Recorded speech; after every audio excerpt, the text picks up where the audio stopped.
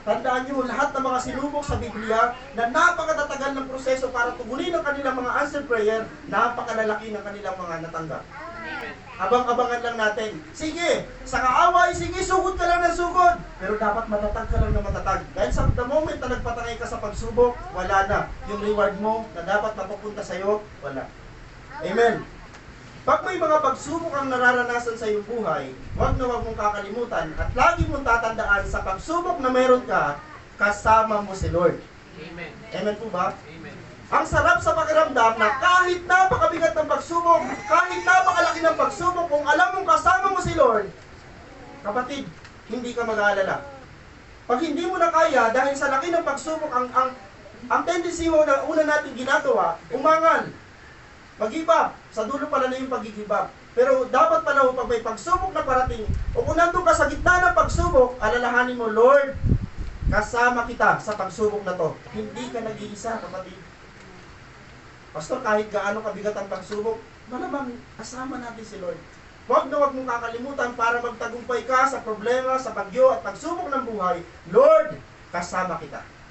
Amen. Gaano katatagal isang Kristiyanong alam na alam niyang kasama niya ang Diyos? Kahit napakatindi ng pagsubok, basta't alam mong nandyan si Lord, mayroong kapayapaan ka mararamdaman. Tandaan niyo, ang kapayapaan hindi nabibili. Ang kapayapaan na tanging makapagbibigay lang niya na yung Diyos. Ang Diyos, maraming patutunayan. The moment na manatili ka lang na matatag sa pagsubok mo. Amen o? Tanggalin ang angal, tanggalin ang takot, tanggalin ang pagdududa, magtiwala ka sa Diyos, kasama natin siya. Amen o?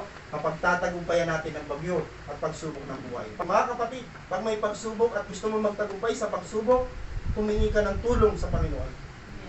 Amen o? Hindi mo kaya, sasabihin ko sa iyo personally, hindi mo kaya ng ikaw lang. Amen. Ngayon po na kaya, pastor, baka mali ka, pastor. Baka minsan kaya ko, kahit ako lang mag-isa. Kung hindi ka tutulungan ng Panginoon, imposible. Una, Diyos ang may bigay ng lakas. Kung magtatagumpay ka man, naging matatag ka man, Diyos pa rin ang nagbigay nun. Amen o? Magagalit ba tayo sa Diyos pagka kinausap natin siya, wala siyang response? Magagalit ba tayo sa Diyos pag humingi tayo sa Kanya, wala siyang binibigay? Kapatid, tahimik ang Diyos. Pero ang totoo, andyan lang siya. Amen? Muli mong palakasin, muli mong patatagin ang pananampalataya mo kay Jesus kaysa sa maproblema. Kaysa sa matakot, bakit hindi mo patatagin, palakasin ang pananampalataya mo sa Panginoon? Alam mo sa totoo lang, pag nasa gitna ka ng pagsubok, pababa ng pababa ang pananampalataya natin kay Jesus. Pababa ng pababa. Kasi bakit po? Lalamunin tayo ng pagdududa. Lalamunin tayo ng takot, lalamunin tayo ng kaba. Kasi lalo pag nandun ka na sa stage, na talagang pawala na. Alam niyo sa totoo lang, kung kailan pawala na, yung isang bagay na nakikita mo, pinagpipray mo, dapat doon naman palakas ang faith mo, dahil yun ang panlaban natin. Okay?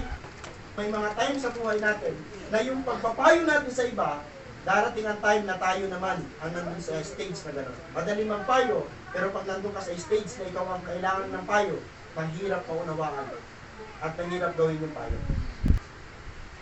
Hanggat nabubuhay ka sa mundong ito, hindi kailanman mawawala ang pagsubok sa iyong buhay kasi buhay ka pa.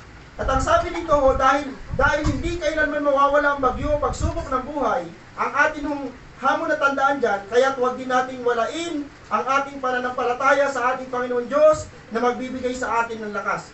Kung hindi mawawala ang pagsubok, huwag mong walain yung panlaban mo sa pagsubok. Ano yun? Pananampalataya. Amen. Okay, pagsubok, hindi ka pala mawawala. Ha?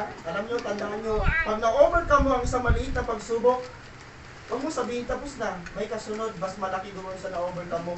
Pastor, bakit kaya paulit-ulit ang pagsubok ko? Kasi hindi mo pa na-overcome yung pagsubok na yan. Pag sa tao, may isang example, dati yung tao, itong tao na to, dahil hindi mo na pagtatagumpayan, ang sabi mo, titigil na ako sa, magre-resign ako sa trabaho na to, para hindi ko makita ng pagmumukha ng taong ito. Lilipat ka ng isang trabaho, may encounter mo hindi yung mukha ng tao, pero kapareho niya ng ugali. Tama? Dahil hindi mo na pagtagumpayan doon sa una mong company, pagpunta mo doon sa isang company na pinagtatrabahoan mo, hindi niya kamukha, pero kahawin niya yung ugali. Kasi hindi mo pa siya napagtatagumpayan. Kung maliit lang ang pagsubok mo, huwag kang maging masaya. It means maliit ang pananampalataya mo. Pastor, grabe yung pagsubok na naranasan ko ang tindi. Kung ibibigay ito sa iba, Pastor, hindi nila kaya. Kapatid, maging masaya ka dahil yung pagsubok na meron ka, matindi, kasi napakatindi ng pananampalataya mo sa Diyos. Amen. Amen. Ang totoo, hindi mo pwedeng dayain ang Diyos. Pag may inarap sa iyo ng pagsubok, kahit pa maliit lang yan, kung talagang wala kang pananampalataya, hindi mo siya mapagtatagumpayan.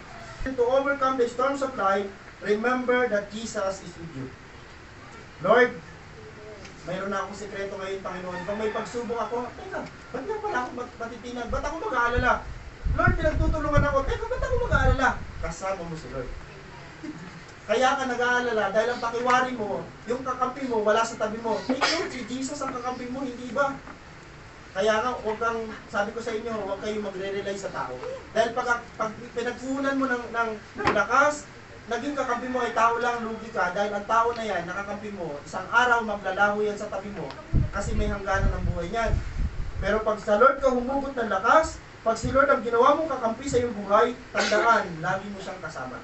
Remember that Jesus is with you. Pag may problema, may mga pagsubok, kaysa pairalin mo natin yung takot, kaysa pairalin natin yung kaba, kapatid, mas palakasin mo ang pananampalataya mo sa Panginoon. Kaysa matakot, kaysa kabahan ka, ito ang mensahe ng Panginoon, sana mayroon kayo nakuha, sana pag-uwi nyo mamaya, dahil ang pagsubok ay hindi nawawala, dahil ang pagsubok ay continuation, dahil ang pagsubok ay magpakailanman, kailangan baunin mo yung tatlong ito. Remember, recognize, and regenerate your faith to the Lord. Sa Diyos po ang pinakamataas na papuri. Yan ang mensahe ng Panginoon. Overcoming the storm.